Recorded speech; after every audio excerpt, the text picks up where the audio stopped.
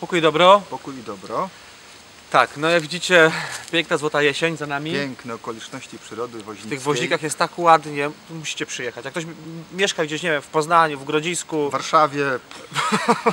w Przemyślu, nie, ale to jest tu naprawdę, jest tu teraz tak ślicznie, póki jeszcze jakiegoś mrozu nie ma, że te liście nie pospadają. No jest bajecznie. Słuchajcie, no pytanie dotyczyło odmowy przyjęcia komunii pod dwoma postaciami przez kogoś, kto jest uzależniony od alkoholu.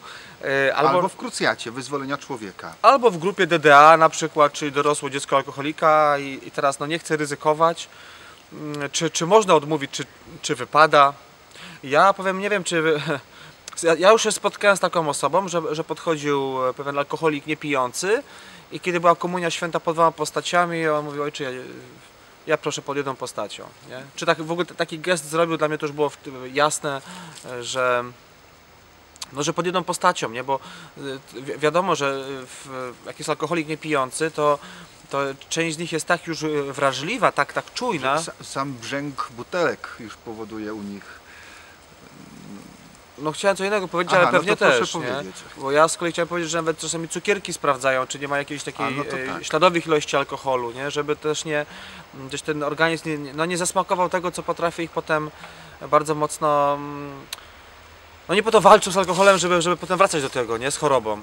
Także to jest jakby jedna sprawa. Myślę, że nie tyle czy może, co powinien. Powinien. I jest tak nawet, że odmawiają.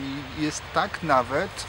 Jeszcze zróbmy krok dalej. Oj, jakiś transport idzie. Krok dalej, a mianowicie, że na przykład są kapłani, którzy mają problem alkoholowy i oni też na przykład mogą sprawować Eucharystię na samym moszczu. Tak? Czyli to jest jeszcze to nie przefermentowane, ten sok gronowy, i wtedy mają specjalne pozwolenie, by mszę świętą odprawiać właśnie na czymś takim, nie na winie. No sobie sami chyba wyobrażacie, że jeżeli kapłan ma chorobę alkoholową, odprawiałby codziennie, no nawet jedną mszę świętą nawet na śladowej ilości wina, no to tak no średnio trochę, nie? No bo trzeba powiedzieć, że rzeczywiście to my wierzymy i rzeczywiście tak jest, że pod postacią chleba jest prawdziwie, rzeczywiście substancjalnie ciało, a pod postacią wina jest krew pańska, ale to nadal no mamy tę materię, tak? Wina, nadal mamy smak, nadal mamy kolor i procenty.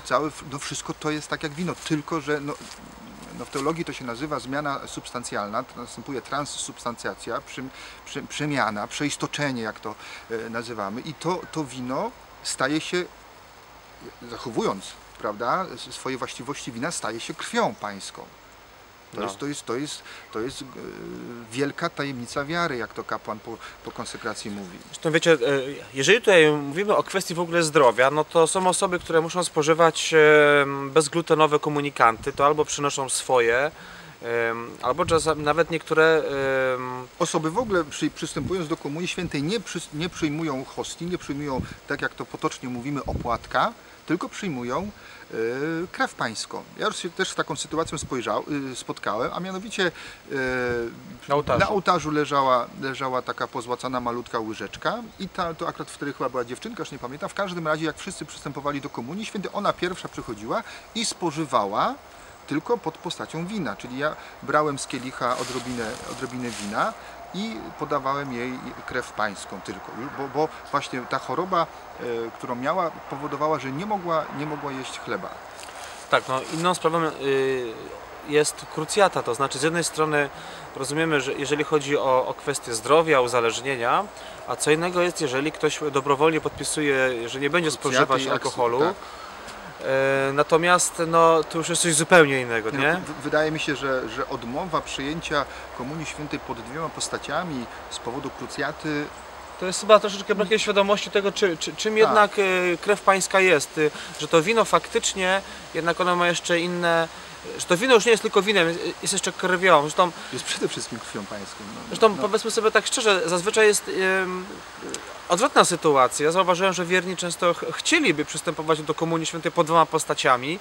Rozumiem, że krucjata dotyczy jakiejś przyjemności, która Której jest sobie związana odmawiamy, tak. ze spożywaniem alkoholu. Nie wiem, ktoś nie napije się wina, no piwa, nie wypije jakiegoś drinka i tak dalej. Natomiast no, trudno tu mówić o przyjemności ze spożywania alkoholu na mszy świętej.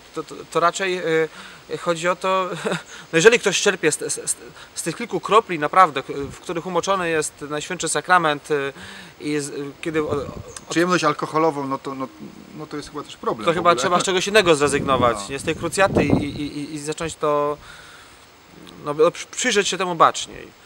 Także tak, jeżeli to są kwestie zdrowotne, to nie tylko człowiek ma prawo, ale i obowiązek zrezygnować z jednej z form i dyskretnie powiedzieć, proszę księdza, ja pod jedną postacią, albo nie, to jest teraz, tak samo jak są kwestie tych komunikantów bezglutenowych, czy spożywania samej krwi, natomiast no, sprawy związane z krucjatą, nie przesadzajmy. Myślę, że krucjata nie jest usprawiedliwieniem. Znaczy nie jest takim czynnikiem, który mógłby zwolnić. Ale ja w ogóle nie rozumiem. Ale jak zwolnić z przywileju? Ja nie rozumiem tego. No ja nie, też to się nie. nie. To, no, przejmujemy pod dwiema postaciami. Pokój dobro. Pokój i dobro. Kajtek się.